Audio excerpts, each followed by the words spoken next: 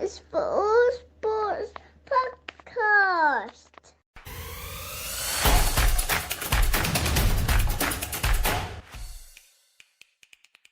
Welcome to the All Sports Podcast with me, Matt, and today, Femi. How are you, Femi? I'm good, thank you, mate. How are you, mate?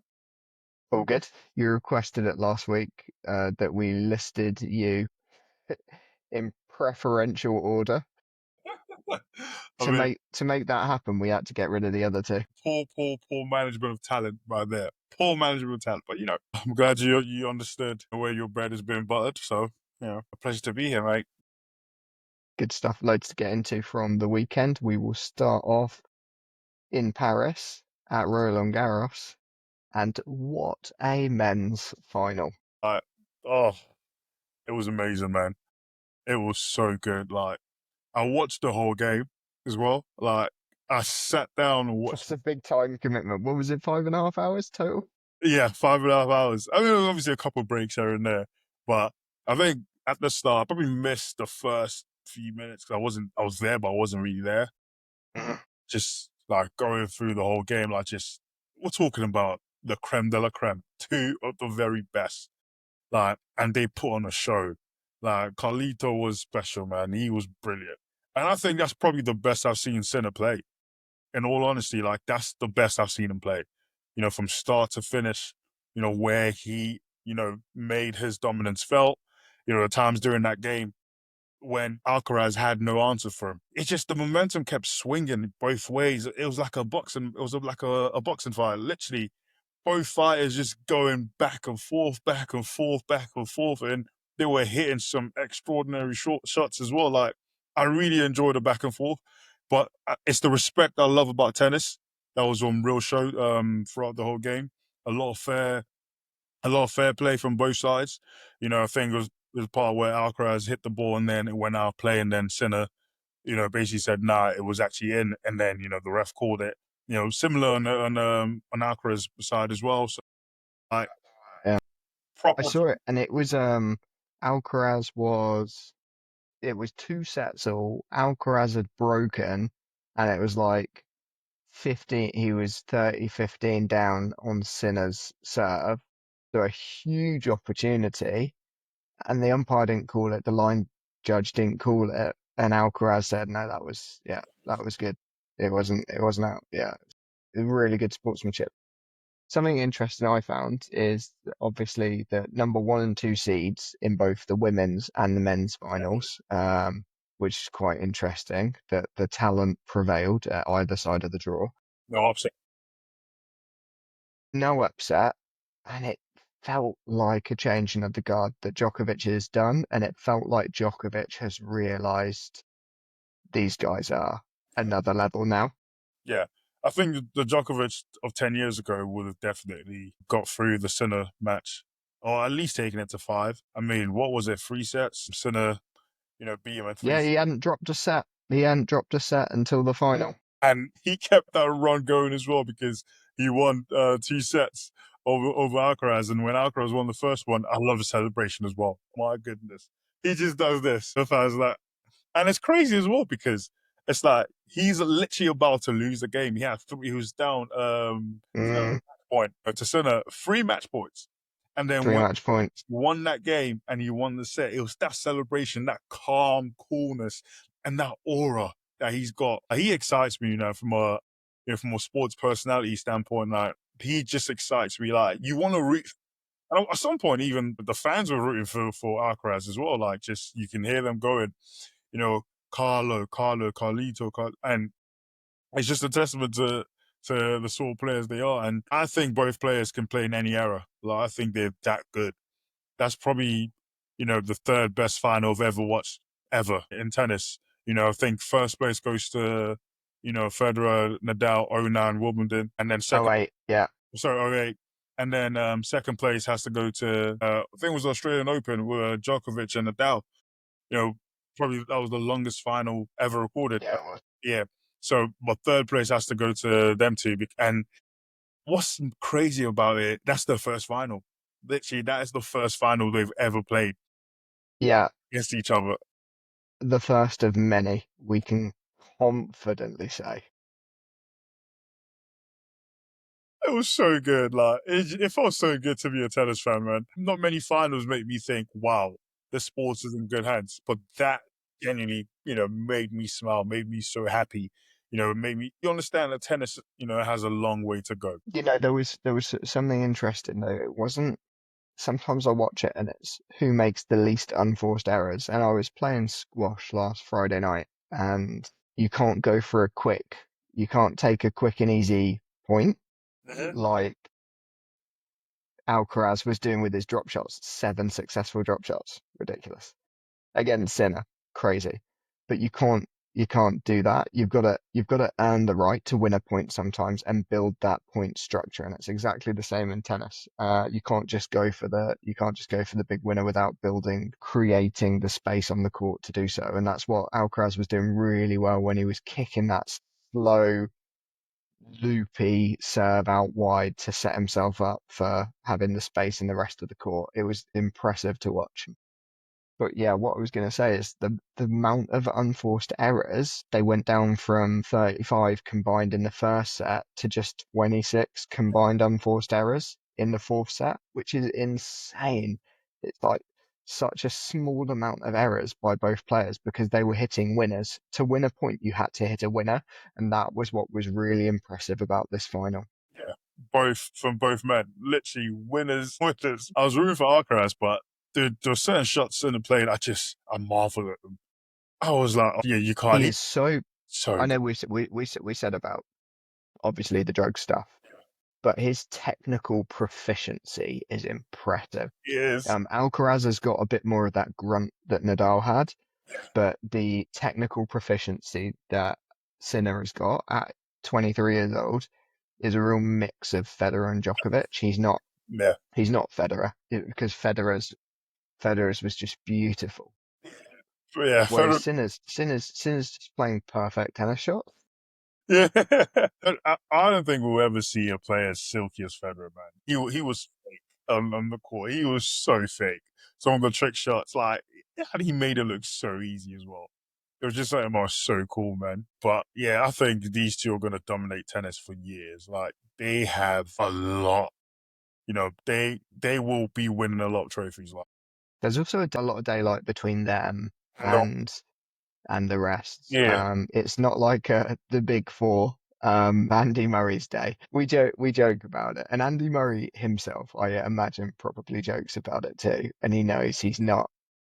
Yeah, and we know he'd have probably won 10 plus Grand Slams if it wasn't for who he was up against, the three greatest of all time, which is just difficult. But yeah, one of the things I was going to say is that with tennis and with that quality of tennis, you could watch that final from any perspective because you could watch it not rooting for either side, but just loving the standard of tennis. facts. But then also with this tennis, you pick a side and you're invested Yeah, emotionally and the that's roller coaster of emotions from picking one side. You're like hate watching the other player and you are so good. emotionally invested in your guy. Oh, I felt that. Oh, the blood pressure was screaming yesterday. Don't remind me of Wimbledon with Federer and Djokovic when Federer had 2 match points. Honestly, that's probably one of the lowest I felt as a sports fan. Like my goat, his last chance at a trophy, Wimbledon, which is his court, and then he goes on there with match point, and he just, oh, and he just doesn't get the job done. That hurt. I remember being on the train and literally just refreshing, hoping to see, BBC breaking news, Federer's won, and then they say they're going out again. I'm like, oh my goodness. But that's the interesting thing is you say that you didn't get the job done is more often than not in elite men's tennis, one player is winning it rather than the other players losing it. The quality is definitely there, like we had in this game, where they're hitting winners, not unforced errors. And that was a case of Djokovic just doesn't make mistakes, and he does more so now. Obviously, he turned the corner a little bit after he had Murray as his coach. He then won a tournament and then got through to the semis in this. And he'll do better in the hard court season. Clay's not his forte, but we also know Alcaraz has won at Wimbledon too. Yannick Sinner is the reigning champion at Wimbledon, but this weekend's tennis really sets us up for the rest of the summer for Wimbledon next month and the US Open in September. It's an exciting rest of the season in tennis. This has just set up the whole year. The whole world's watching tennis now. Facts. Oh, for sure, for sure. Even from the women's game as well, like Sabalenka and Coco, Coco Gauff. like what a game that was as well. I mean, Sabalenka not the greatest loser there, talking about how she felt she lost it more than Coco won it. Yeah, I know I'd agree with that actually. And that's why I didn't mention that with the women's game, but because sometimes in the women's game there is a high volume of unforced errors, and it is who makes the least unforced errors. Has been a little bit of the tail of the tape for the women's tennis game in the last couple of years. Coco Gauff, like I was pushing for her to do well until she came out and she said, "The sun will still rise whether I win or lose." I thought, hi, how high and mighty do you think you are? People's worlds aren't ending if you win or lose a tennis match. And she was basically saying like that she had to say that to people. Your world's not going to end if I don't win this tennis match. But she did win it. Credit to her. She's a quality player, but she's very outspoken. Oh, mate, and I love players like that. They're my favorite. Nick, Curious. tennis, we miss him. A Yeah, personality, desperately. he was Yeah. brilliant. Wimbledon, we love them, the British media, for a group, because we're miserable people, for being honest. Like, We love a villain. We now, love a villain in tennis, especially. and yeah, but with tennis, for whatever reason, we loved him. Like, we just loved him. Curious was, he was an enigma. Like, players like that just get you up for it. And he knew how to wind up the top players as well. Like, he could wind them up, with the Nadals, with the Federers. He knew how to wind them up. So players like that, man, it's just always fun. And what's his name? The Russian guy, Daniil Medvedev. Medvedev. He's similar in that sense. I remember the US Open after the match where he won, and then he kept saying to the fans, "Yes, I love this. Keep booing, keep booing. I love this." Yes. So players like that, I just love them, man. Tennis. I think the thing about tennis as well is sometimes you forget how much of a mental sport it is. Mm, It's me versus my opponent. It's not a team game as much as we try. The players a lot of the time they look across the court, to their families or to their team. You're trying to get some inspiration. It is very much, an individual sport, because you're going there, for war. You need to beat your opponent, not just physically, but mentally as well. Let them know who's boss and just go out there and dominate. And that was one thing Djokovic was quite good at. So just watching the final yesterday, for a second there, you think Sinner, almost lost his composure, after the match points, but he comes back again. He's still going. And for that, he earned my respect massively, because very easily he could have crumbled. As Federer, great as he is, I've seen Federer crumble. Just kept going. He just kept going. He just kept going. Mentality monster that sort of player is. And for me, he's going to be scary, man. He will be scary to beat. I just feel like him and Alcaraz, they're just going to dominate tennis for years to come. yeah, I didn't know post Nadal and Federer, Djokovic was obviously dominating the game on his own. I didn't know who was going to be the next ones. You had Zverev, you had Wawrinka, although Wawrinka like never really broke through after winning a Grand Slam. He never really broke through to reach his full potential. Maybe he did reach his full potential, but he just came at the back end of Federer and Nadal, and Nadal was still winning right until his penultimate season. Yeah, you never know who's going to come along. Like we've now got Jack Draper, Yeah, he's world number 4. Is he the fourth? Is he the fourth in the new big four, or can he be better? Can he be better than that? I'm excited for Wimbledon for him. He's similar age to these guys. He's got a lot of potential. I think his ceiling's really high. These guys have obviously achieved the Grand Slam wins already, so they've got their foot in the door already. One more than Andy Murray, which is crazy at 22, 23 years old, both of them. That's insane. Well, it's insane. Like, yeah, you talk about the big four. Really, it was only a big three because they've already now surpassed what Andy Murray did in terms of Grand Slams, which is mental. But yeah, future tennis looks incredibly bright. Listen, I'm definitely gonna try and get to a Wimbledon game. I'm gonna try and get there, man. If it's not this year, next year for sure. After work or something, just go there, queue up, and go to a game. Yeah, it's vital. I do, but it's gonna be exciting, man. So pumped for it. A little anticlimactic was what's happening on the other side of the Atlantic. OKC versus Indiana the place. Indiana Pacers in the NBA Finals. Did we both call 4-1 to OKC? We called 4-1. We're still on track for that. Indiana Pacers, since we last recorded, Indiana Pacers took the first game by 1 point with Halliburton getting the overtime, or not overtime, getting the last second, draining the last second 2-pointer. Overrated, he is not. Correctly rated, yes, he is. But then game two kind of hinted to what's to come in the rest of the series. There was only one game. There was only one team really on show in this game. Indiana Pacers have had their one game that I predicted. I can't see them beating this OKC. If OKC keep playing that way, then they're not going to be beaten. Shea obviously got another, did he get 38 or 34 points? One game he got 38, one game he got 34. He's just averaging 36 in the final. He'll keep that going because he's been doing it all season. Whereas Halliburton, they're just getting 16, 17, 18 points in a game. Not enough. Yeah. Honestly, like, you're spot on there, mate. I think that first game, didn't sell us dreams because you knew like OKC they let Indiana have that one. There's no upsets here. I don't expect this game to go any further than 5. Similar to our prediction. Like I expect all the next 3 games to be blowouts. Like I truly expect all 3 games to be blowouts. I just think OKC are just a better team. So That one moment in the final in the first game where they just they let it slide. I think OKC will come back and just dominate. Honestly, like it wouldn't even be close. It'll be the final we actually expected it to be. Obviously, sort of that like you said, climax. Like, hey, listen, fun's over now. You've had your fun. It's done. The big boys are here now. The serious game starts now.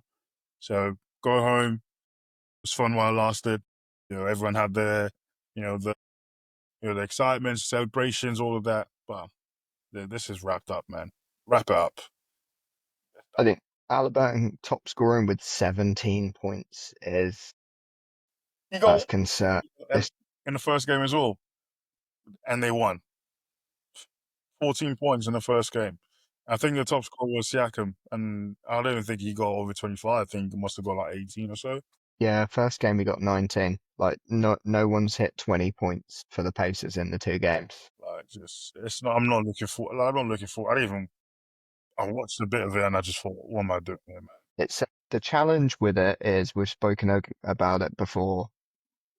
They're 2 teams that haven't got the biggest followings in the NBA, and it's not like the East Coast is back in the Pacers and the West Coast back in OKC. They've just tuned out. This is one of the lowest. This is one of the lowest TV ratings NBA finals that we've had in the last decade. Yeah, and it's gonna continue.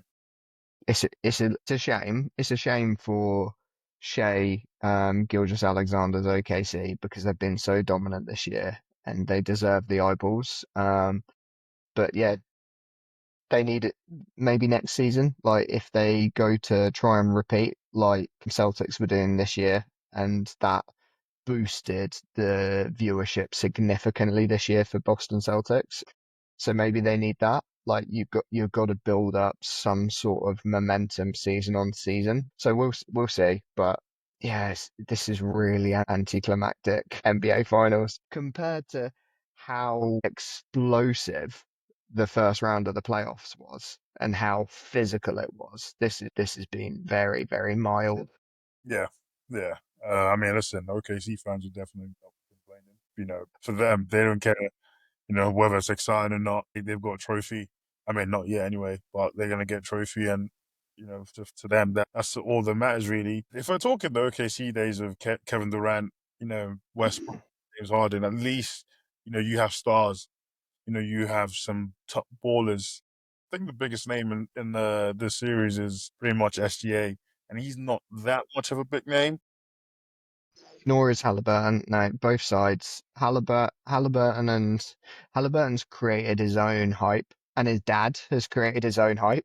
Only in the playoffs onwards. Yeah, if we had, the Timberwolves and Knicks, like, oh my goodness, that would have been incredible. Yeah, and Edwards versus Jalen Brunson is very different to Yeah, SGA versus Halliburton. and even the element of that the trade, with Randall on the other side and Carl Anthony Towns on the other side as well. So you would have always had storylines to go off of in that series. But listen, the two teams here now are Indiana Pacers and the OKC.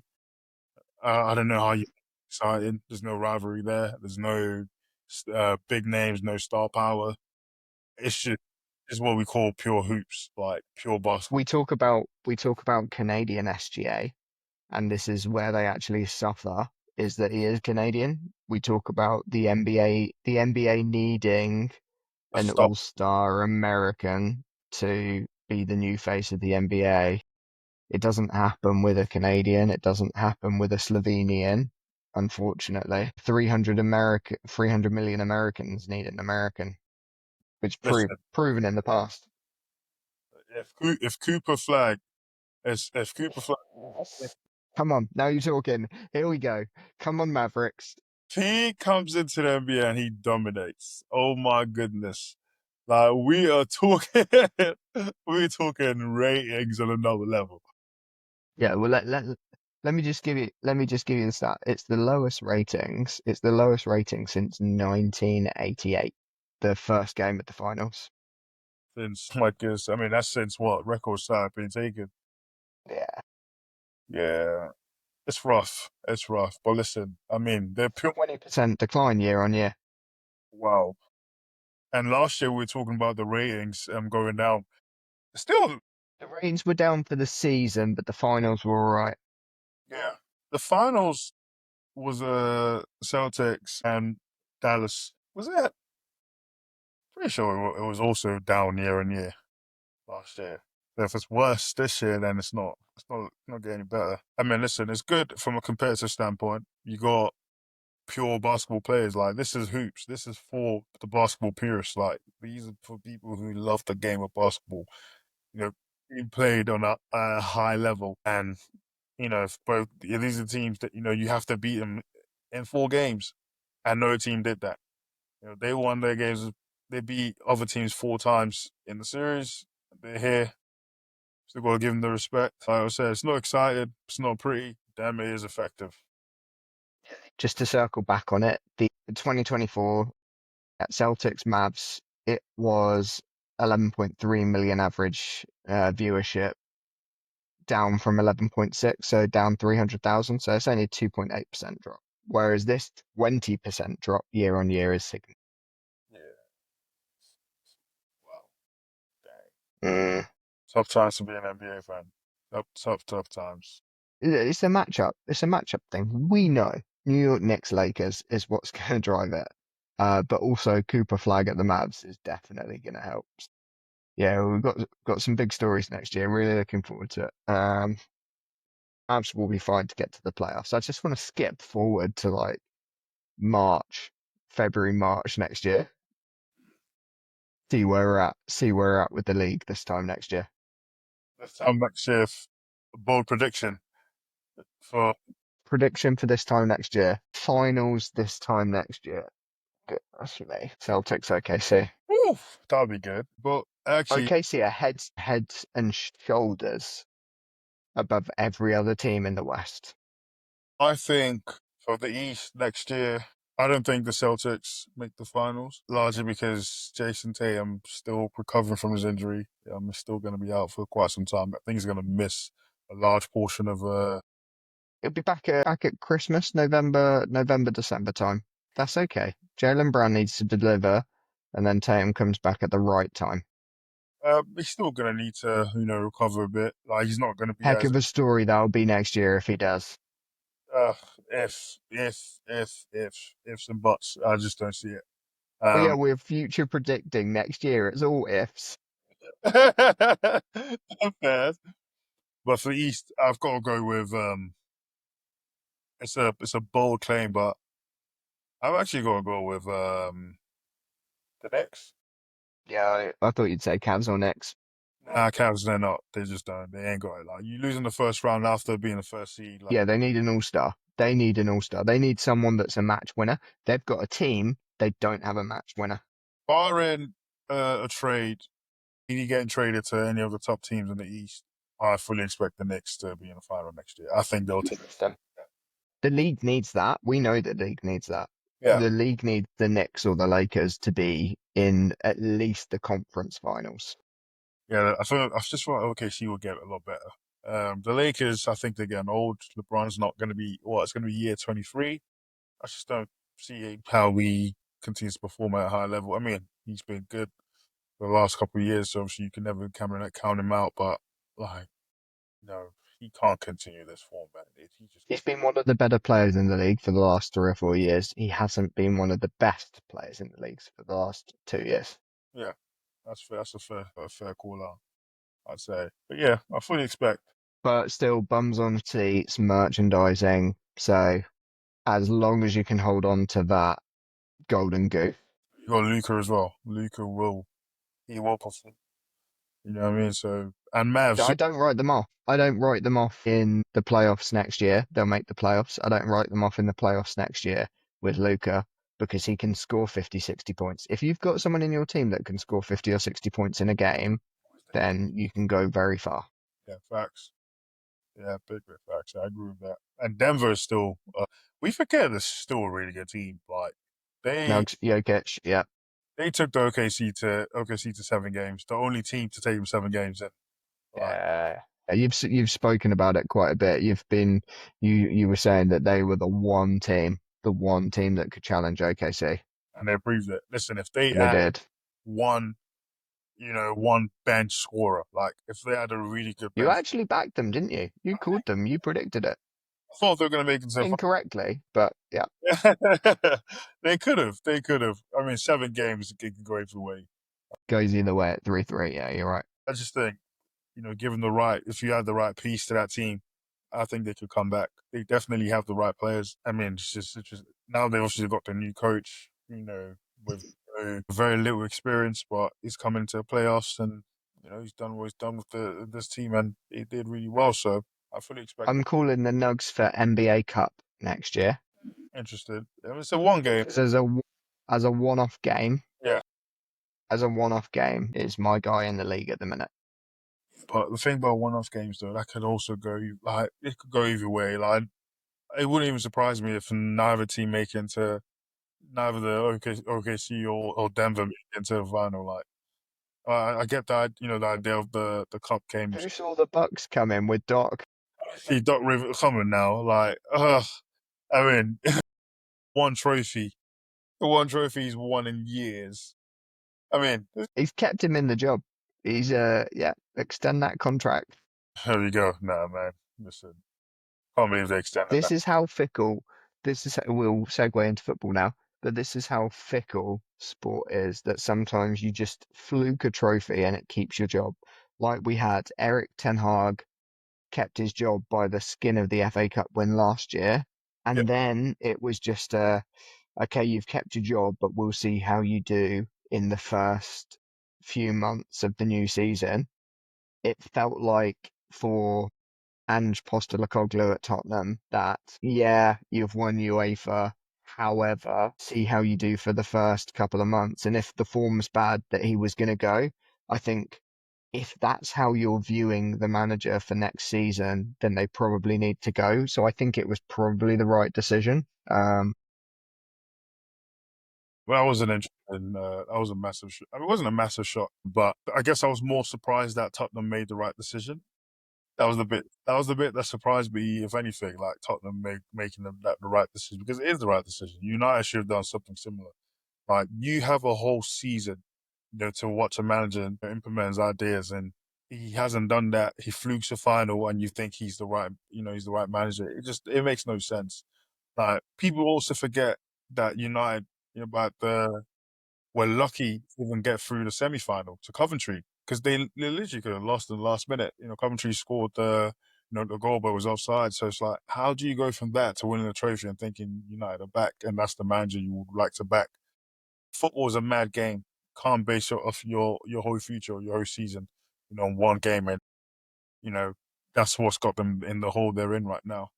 Credit to Tottenham. Now you've got on Thomas Frank. I mean, it's not official now, but Yeah, looks like it. Thomas Frank, very likable man as well. So I think they're probably going to be exciting.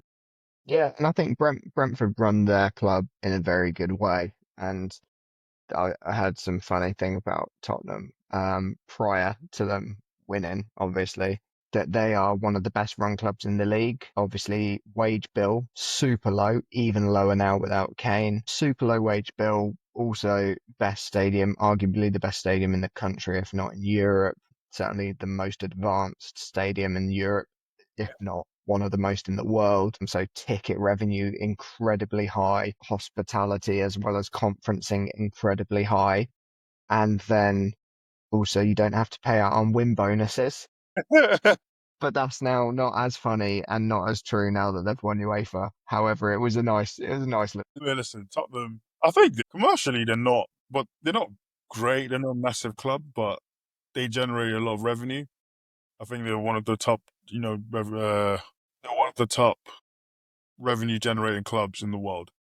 I think the numbers at the stadium plays a massive part. I think you got Beyonce performing there. You have like all these stars performing at Tottenham Stadium. So it was exciting times to be a part of the club, to be honest. Like, and they've got some young players, they recently signed, from last season, who are, coming into their own, as we're going, this as it's been this past season as well. Like, the Archie Grays, the Kevin Danso, like they signed some top players who have potential to be special. So I think it's some really, really exciting times to be a Tottenham fan, which is, I would never have said that, a couple months ago, but, here we are, then the Champions League, more revenue for the club. They just need to, push on from it. They need to sign the right players, get the right manager, which they have now. It's now a case of just backing them in the transfers. But of course, like, you gotta have players who are willing to play for Tottenham, and that's the tough part of it now, because I don't know. Frank could do with bringing some of the all-stars from Brentford with him, for sure. Oh, But looks like Mbemo's going to United. exactly. Cunha's going to United. Like, who You know, are are these players going to United with United just playing? Do they just want to have less games in their season? listen? United is still that big club. We're still the biggest club in England. Like, still the biggest club in England, ladies and gentlemen. So Liverpool have got a very good argument against that, mate. they don't, like they don't, because if Liverpool were in United shoes, they wouldn't be signing anyone of any note. That's the reality. You're not big based on what you do when you're winning. You're big based on what you do when you're down. Like how you're still viewed even at your worst. How you're still viewed even at your worst is an accurate view, a view as a club. If Arsenal were in United's position, they wouldn't be signing top players. If Liverpool were in United's position, they wouldn't be signing top players. But Man United is just Man United. The name will live. Okay, the players we've just listed aren't top players. They're really good players. Cunha's a really good Y- player. And Bremer's a really. Yeah, yeah, okay. They're not world class players. I mean, it's kind of hard to sign world class players. Yeah, but if United are as big as you're saying they are, then they should be able to sign world class players irrespective, right? If you have the budget for it, I promise you. Which is the challenge, which is where, like, that's what Daniel Levy hammers home, is that he financially manages the club to an inch of its life. That is what he prides himself on. It's being that shrewd businessman. True. I mean, but where's that going then? One trophy. More trophies than Arsenal in the last 3 years, 4 years, 5 years. So I had Thierry Henry. They said Arsenal are building, like Arsenal have been building, and he was like, "It's a very tall building now. How tall does this building need to be before you start winning trophies?" Goodness me. Oh my goodness. I mean, I know he hates Arteta's guts, man. He genuinely does not like him. He is not a fan of Arteta. Like, I can just tell. Whenever he talks about him, you can just see the disgust in his face. Yeah, he talks about Arsenal. But I think you have the right manager, man. Arteta is building something. Arsenal, I think you just got to back him. Like, it will come. It takes time. Yeah, I agree. I agree. It will. By fluke or skill, it will come. If you stay there long enough, then it will come by fluke or skill. So football this weekend, we had the Nations League. I was so excited to watch the Lamine Yamal masterclass. Didn't happen. I saw the Mendes masterclass. Nuno Mendes, what a player! I think he's got a shout for the Ballon d'Or, but he wouldn't get it. But Look, if we know it. Yeah, if based on the season we he's had, he's got well, a shout. this yeah. If we're saying that if this game wrote off Yamal's chances for the Ballon d'Or, then equally so, you have to say Mendes gets a shout. It looks like it's signed, sealed, delivered for Dembele now. Yeah, for sure. But Mendes, what a But season! but Dembele wasn't in the mix until the semi-final or the quarterfinals of the Champions League. I mean, towards January, like he started performing, he started scoring some important goals. Like he scored quite a few goals in a row as well. He just kept scoring, and assisting as well. Like I think Dembele, like he had a shout, a decent shout, but most people are obviously looking at Mbappe and the Lamine and Miles and the rest. But I think Mbappe's nowhere. the semi-final. I mean, listen, Madrid have won the Champions League. Like Mbappe's getting that trophy for sure. Like yeah, but they didn't. Credit to Declan Rice, but it's not here or there.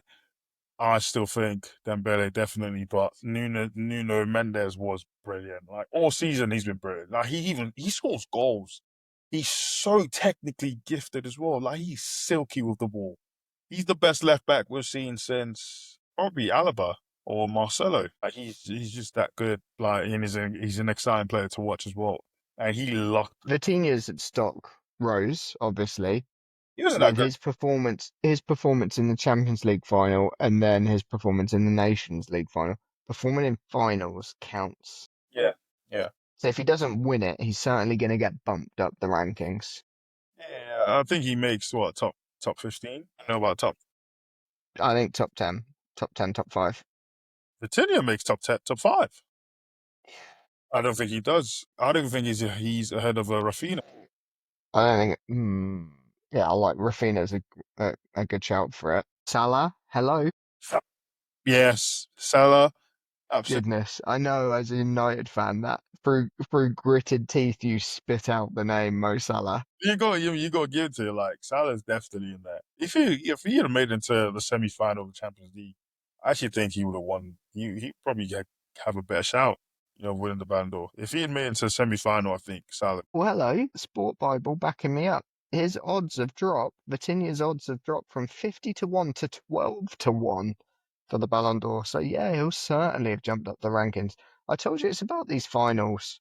Honestly, Still top uh, 10. No man. Rumor as well, not a bad shout. Yeah, not a bad shout. Obviously, keeper of the year.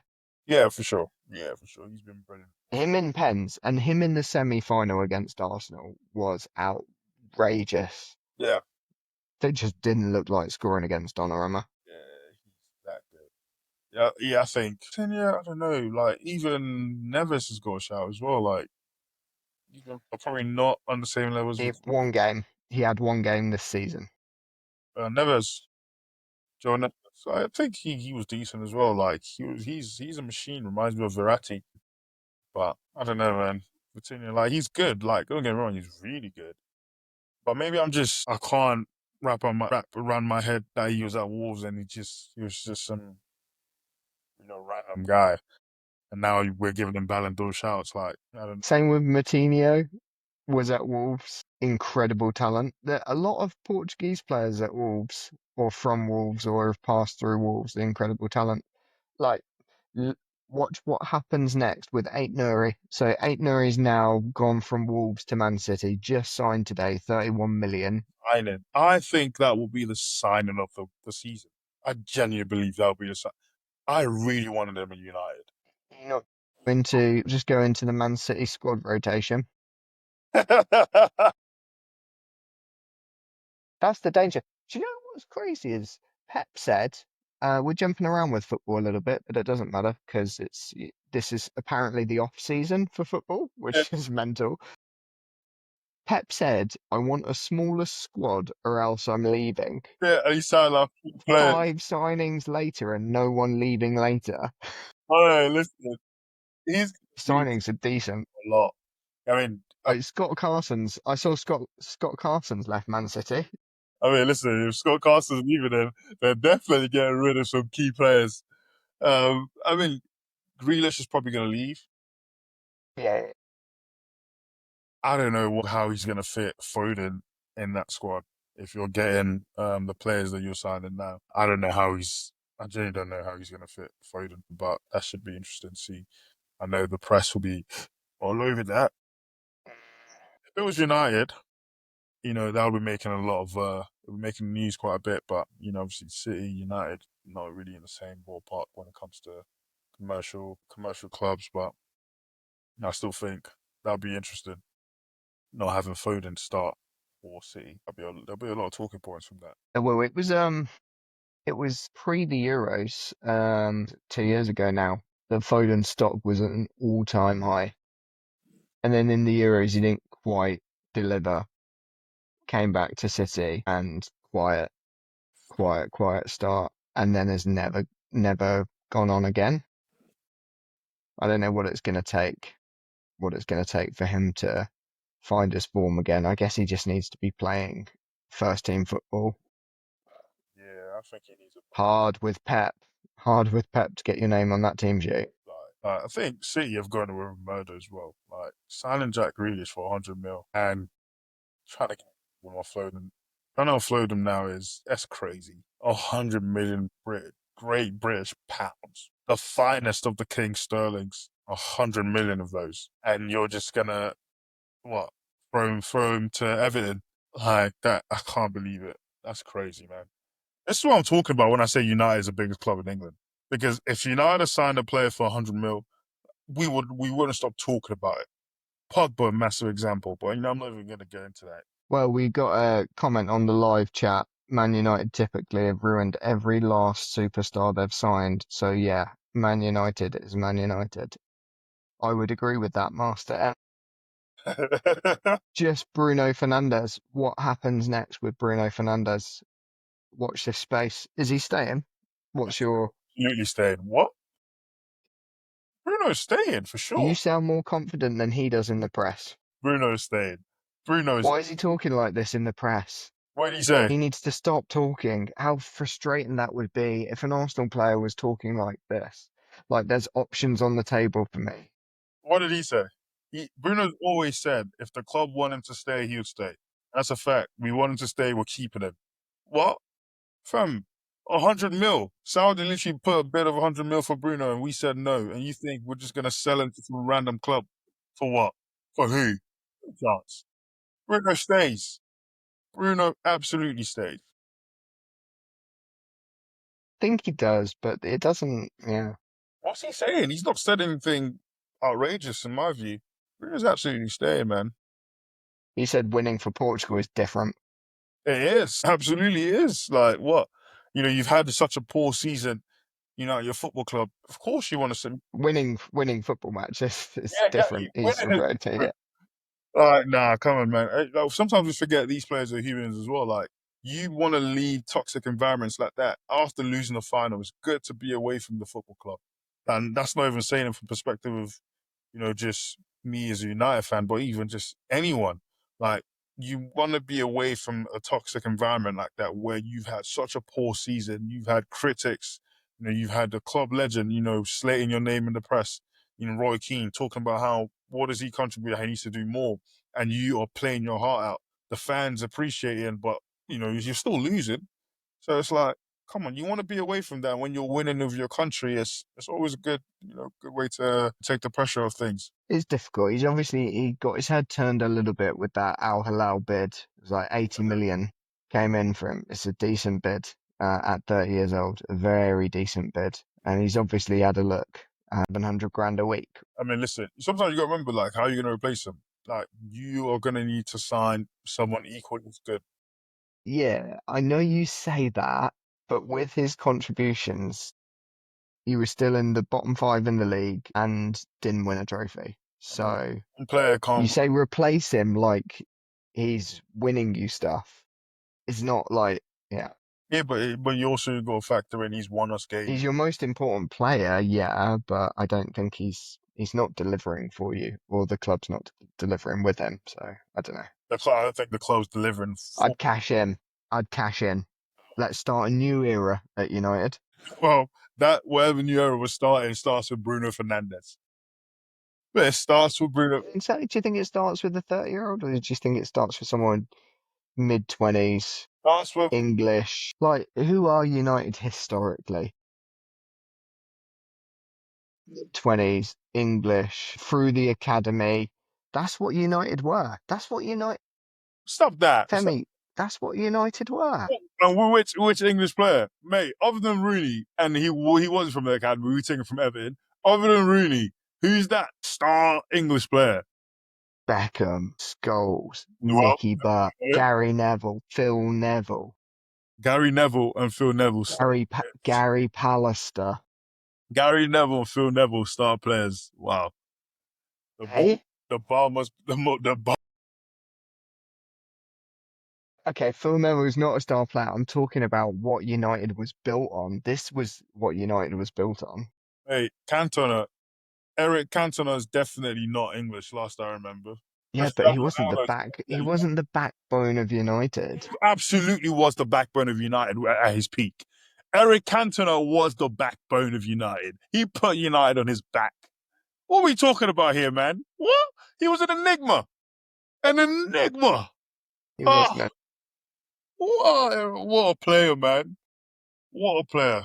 I was young enough to have seen him play. Were you? I was born in 98. Barely, then. Listen, videos were still being recorded during those times, so. Because look, he obviously captained United 96, 97 when United won the title, but you weren't born, so whatever. History. History. You just know the history. Love the history of the club. Yeah. Cool. All right, let's leave it there. Let's not talk about any other sport. There's other sports going on. We've got coming up this weekend, we've got the English Premiership Rugby final between Bath and Leicester. We've got the US Open Golf at Oakmont, the hardest course in the world. So only the true elite find the fairway players are going to compete in that one. So it'd be interesting to see who comes out on top of that. We've got what else? What else we got going on? If that's the hardest, course, why are people so? Why do people, I guess, hype up the Masters as much as they do if it's not the hardest? The Masters is the Masters because it's played at the same course every year at Augusta. So it's the history and the culture of the Masters. It can be challenging, but you can score on it as well. Whereas at Oakmont, just to give you one specific thing that they did, they tested out 4 different types of grasses to see which was the hardest to hit a golf shot out of. And then that hardest grass to hit out of is what they have then installed around every single area of rough around the course. So if you don't hit the fairway, you're in the thickest, nastiest grass that's 5 inches long. The ball just disappears, and you swing your club through it, and it just holds onto your club head, strangles it. You don't know what's going to happen when your club comes out of the rough. And it's not like many other courses will graduate it. So if you're just off the fairway, it'll be a little bit longer, and then a little bit longer, and then the true rough stuff. At Oakmont, you've got the fairway, and then you've got the rough. So if you're an inch the wrong side, you're in 5 inches of the rough stuff. Oh, that's exciting. And these greens are nasty. The greens are just like undulating, like you're putting on these undulating, fast rolling greens. It's going to be, yeah, tune in this weekend. It's going to be fascinating to watch.